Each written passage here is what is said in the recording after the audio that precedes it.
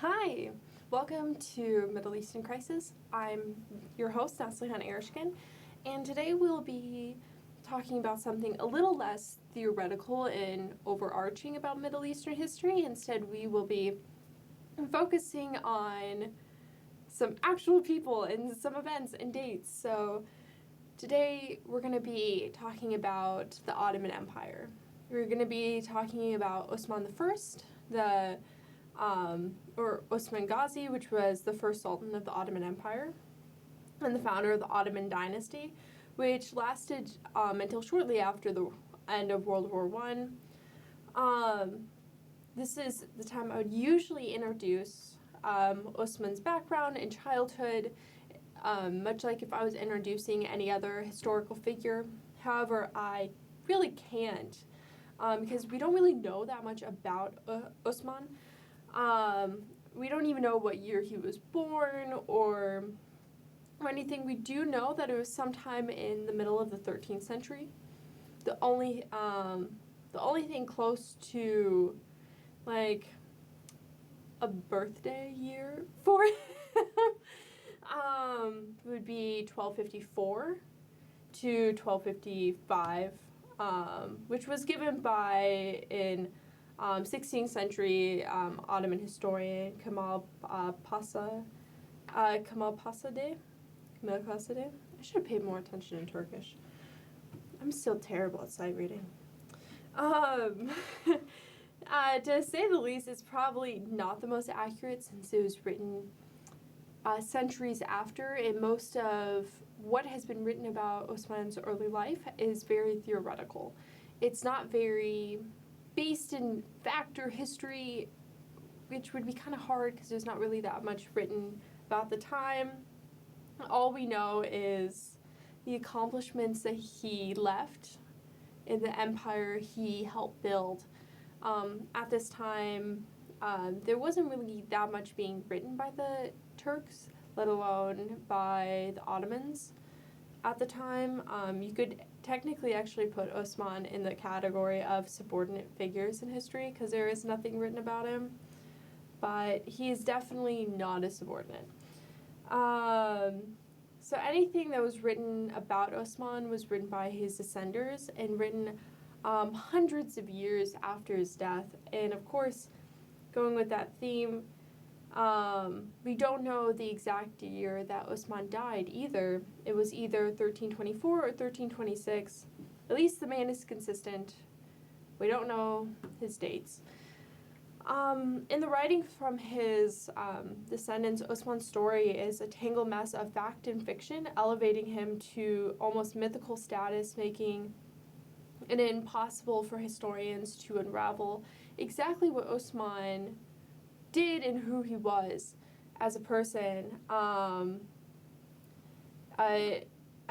was reading a book by Elizabeth Zacharudi, which perfectly sums up the 13th century, like pretty much like the beginning of the 14th century to like 1389 of Ottoman history. That she said almost all the traditional tales of Osman Ghazi are fictitious. The best thing a modern historian can do is to admit frankly that the earliest history of the Ottomans is a black hole, and any attempt to fill this hole will result simply in more fables, which I just thought was just so awesome and so like just blunt. Like this, just ignore it.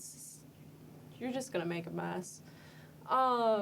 And I do agree. I do agree with the professor, and it is kind of a black hole with only like fairy tales to guide us. I mean, it makes fantastic TV shows. There's a couple on Netflix. But there is a lot that we do know about the world that Osman was born into, like the larger world frame. He was born under the Sultanate of Rum, the Rum Seljuk Sultanate, which was a Turco-Persian Sunni Muslim state in the center of Anatolia with Eastern Rome, or also called the Byzantine Empire, to the west.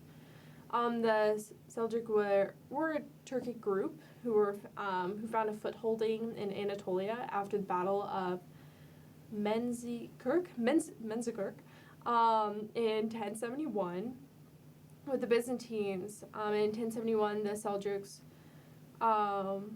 were called at the time the Great Seljuk Empire.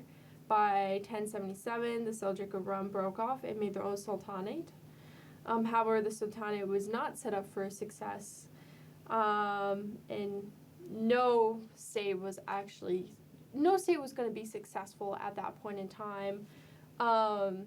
They were just getting hammered by the Crusaders before then falling to the Mongols in 1243 in the Battle of Kostag. Then they were just a vassal state for the Mongols, which then later broke up into smaller, like, Turkish principalities. One of them is going to be the Ottomans. But let me get back to Osman a little bit. I got a little off track there. So Osman, how did he fit into this world picture? In this midst of chaos, Osman's father was the leader. Osman's father, Ertugrul,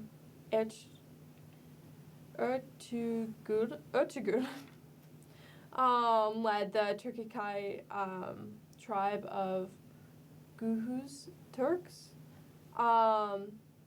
which is a little bit debatable because, once again, we don't really know what tribe he was in. This is just kind of like what we think what tribe he was in. And a lot of the early modern Turkish history, early modern Ottoman history, there's a difference. Ottomans are not Turks. Ottomans are Turks, but Turkish history is not Ottoman history. But a lot of it was, like, recreated along with the recreation of, like, Osman's birth year in the 16th century, and it was just kind of, like, artificially manufactured to be like, no, we are a legitimate family and we should be ruling. I think by the 16th century, I think they were pretty legitimate. They might not have had the perfect bloodline, but they definitely had it and might. So a lot of these later historians of the Ottoman Empire, they were very busy reconstructing history, weren't they?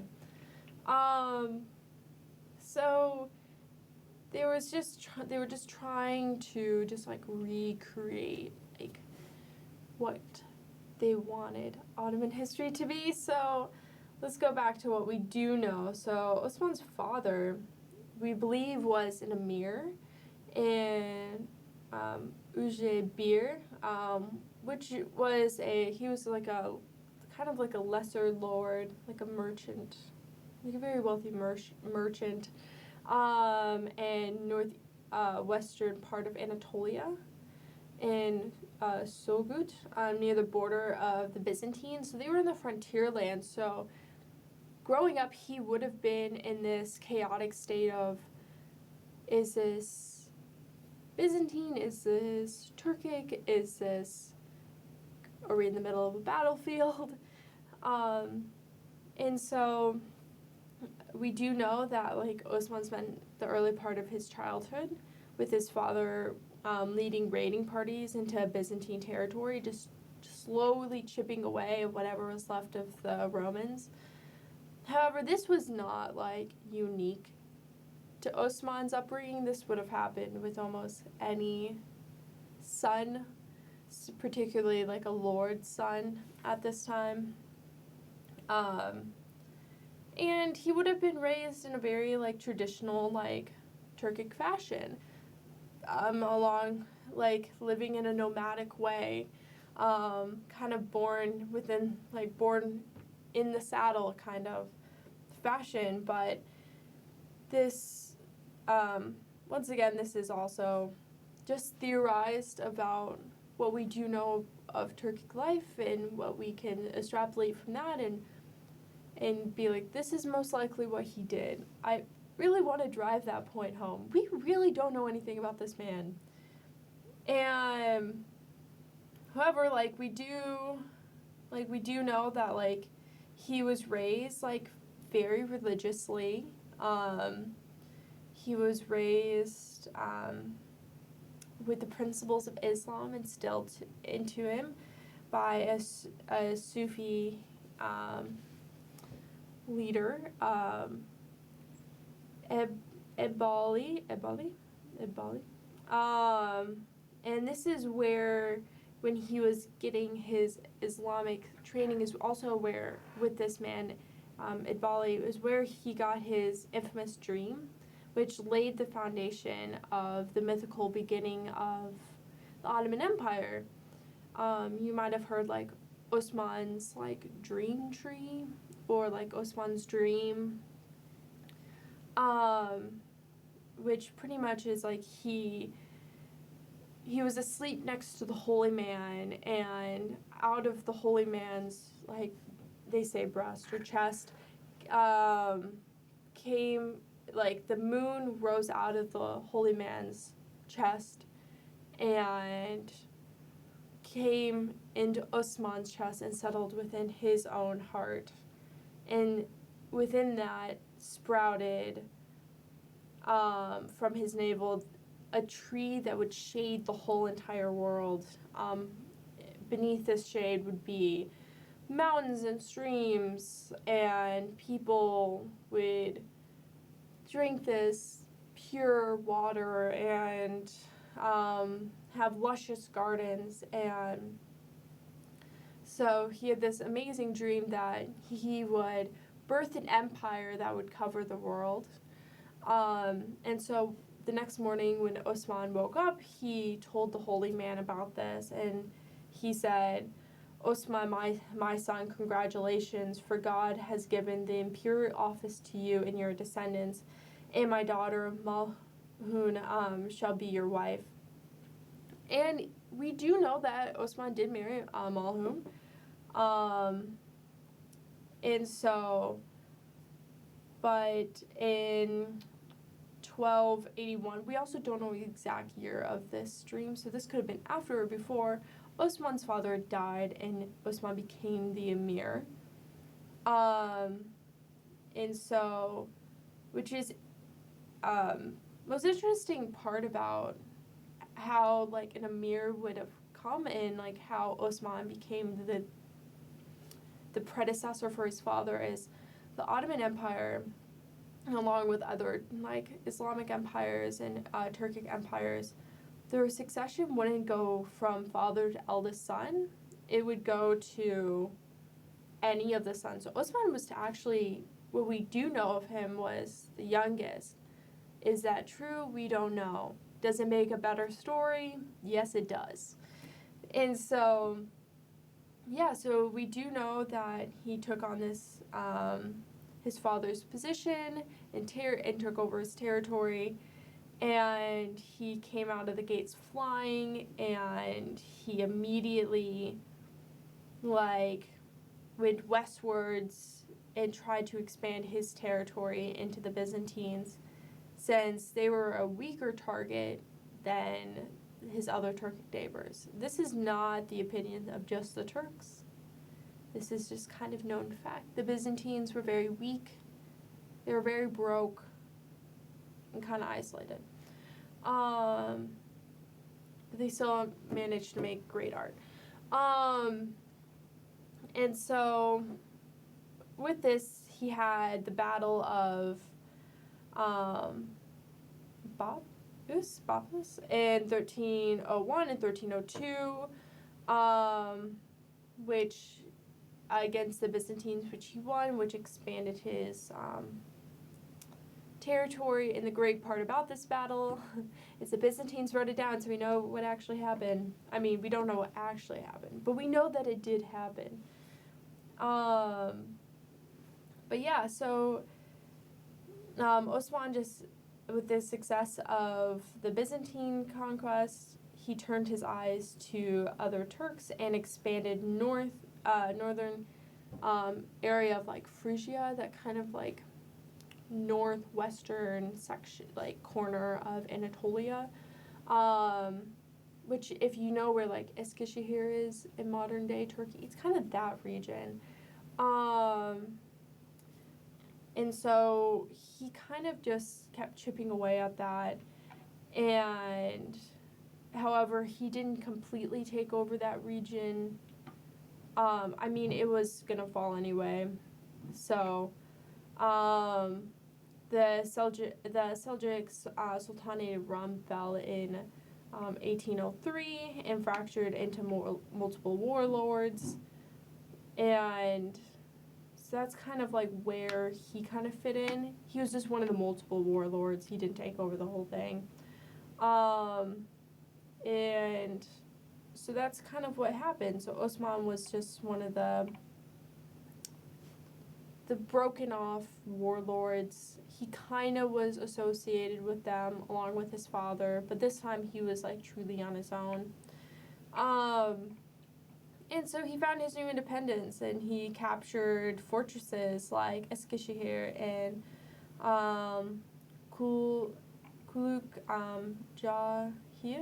Cahir, which were fortresses, and then he took over the major city of Yandashir, which was a major city at the time. He didn't get any, but he didn't forget about the Byzantines. We don't want to forget about them. And he pushed his territory all the way out to the Sea of Marmara. And so we do know that his last campaign was to capture Bursa, which was not a pleasant experience, it sounds like. It started with siege in 1317 and lasted until April of 1326. We do know that sometime during the siege, Osman died. We don't know if Osman died after the capturing of Bursa or sometime before. We do believe that Osman died in 1324 since his son Orhan ascended the throne in that year. However, once again, we don't know exactly what year, but we do know that his son took over in 1323, and together they laid the foundation of an empire that would last over 600 years until the 1920s. So we have to remind ourselves, did Osman's dream actually come to fruition or not? And if he didn't make the empire, then who did? I'm glad that we talked about Osman, even though it was a little different than I think most people would think about history, since we were like, okay, we know all these exact dates, and this is a little bit more theoretical of like, we kind of know what happened, but not really, which I think is the exciting part about history. But until then, I'll see you in the next video. Keep on reading. Have a great day.